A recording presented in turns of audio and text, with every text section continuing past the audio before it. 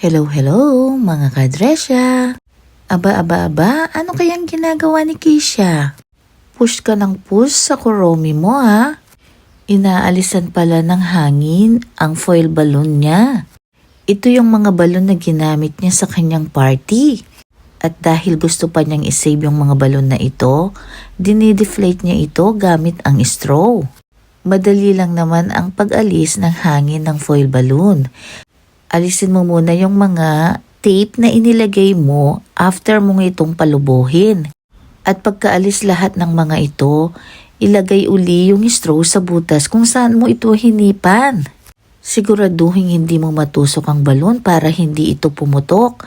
At kapag naisuksok na ang straw, ipress mo lang ng ipress ito para lumabas ang hangin. Kagaya nga ng ginagawa ni Keisha. Kita mo yung straw.